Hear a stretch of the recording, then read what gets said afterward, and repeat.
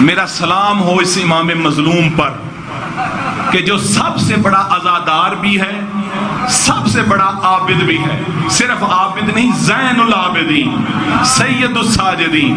اور میرا سلام ہو اس امام مظلوم پر کہ جس کی امامت کی ابتدا شام غریبہ سے ہوئی۔ اللہ اکبر۔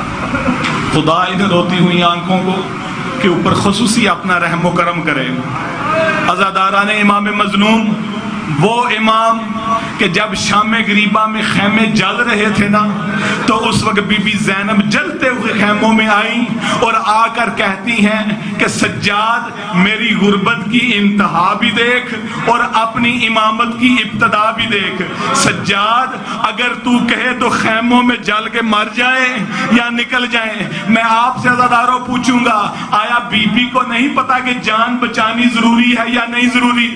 بانی شریعت کی نواسی ہے، علی مرتضیٰ کی بیٹی ہے، سید الشہداء کی بہن ہے، جانتی ہے، لیکن شاید یہ سوچتی ہو کہ کہیں نہ کہیں امام سجاد کوئی گنجائش دے دے، کیونکہ مجھ زینب کے لیے خیموں میں جل کر مر جانا آسان ہے، بے پردہ ہو کر خیمہ چھوڑنا بڑا مشکل ہے۔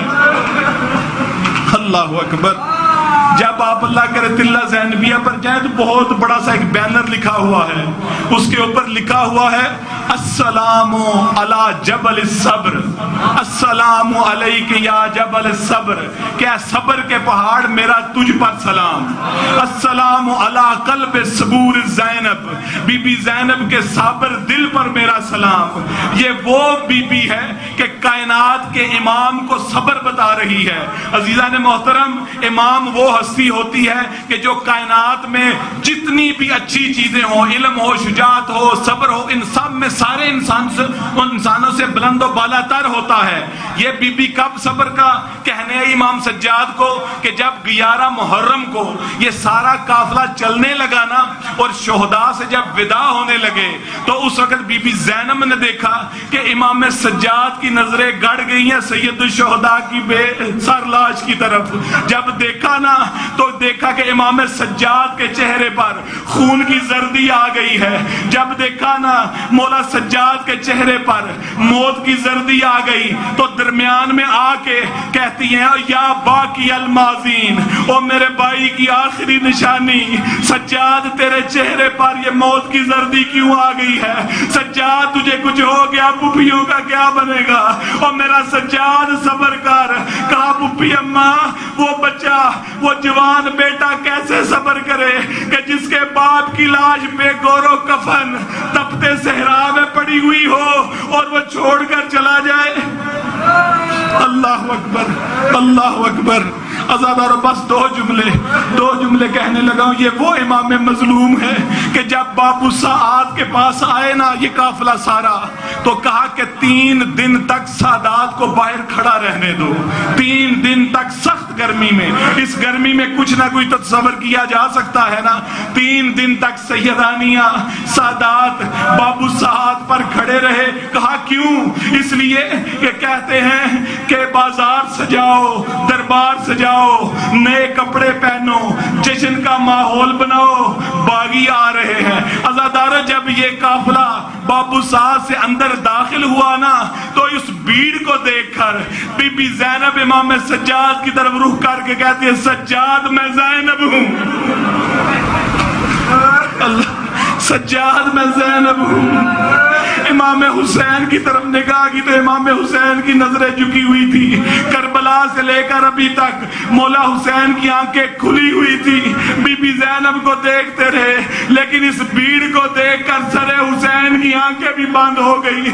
امام سجاد نے عزادارو جب یہ دیکھا نا، جب یہ دیکھا تو اس وقت کھڑے ہوئے جگر پھٹ گیا، پھر گر گئے۔ نیزوں سے ملعون نے امام سجاد کو کھڑا کیا اور ایک بڑا دکھی سا بیان کیا، وہ کسی امام نے نہیں کیا۔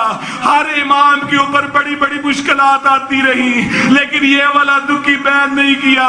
وہ دکھی بیان کیا تھا؟ یا لیتنی لم تلدنی امی، اے کاش میری ماں نے مجھے پیدا نہ کیا ہوتا اور میں پھپھیوں تمہارے سروں کو اس طرح نہ دیکھتا۔ عزادارو جس امام مظلوم کو ہر وقت اس طرح تنگ کیا گیا ہو، جس کے آنکھوں سے خون مسلسل جاری ہو، اس کو بلا زہر دینے کی ضرورت ہے۔ وہ تو جب بھی کسی باحجاب خاتون کو دیکھتا کہتا واہ جابا آیا پپی تیرا پردہ، جب بھی وہ کسی جوان کو دیکھتا کہتا واہ بابا آیا اکبر تیری جوانی۔ جب بھی کسی گوسفند کو ذبح کرتے ہوئے دیکھتے کھڑے ہو جاتے ہو کہ کہتے آیا تو نے اس کو پانی پلایا؟ کہتے مولا مسلمان ہے، جیسے آپ نے بتایا ویسے ذبح کرتے۔ رو کے کہتے تم جانوروں کو پانی پلاتے ہو، میرا بابا 3 دن کا پیاسا۔ اللہ اکبر۔ عزادارو جب امام مظلوم کو زہر دیا گیا، امام باقر کے پاس آئے، امام باقر کو کہتے ہیں باقر مجھے زمین پر لٹا دو، بابا بڑے زخمی ہیں، بابا آپ کی طبیعت ٹھیک نہیں۔ کہا نہیں مجھے زمین پر لٹا دو۔ بابا کیوں؟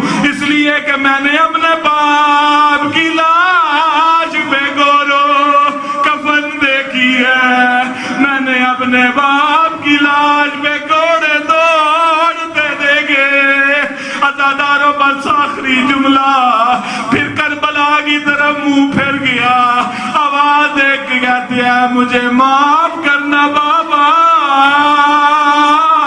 مجھے معاف کرنا بابا، سجاد تیری عزاداری کا حق ادا نہیں کر سکا۔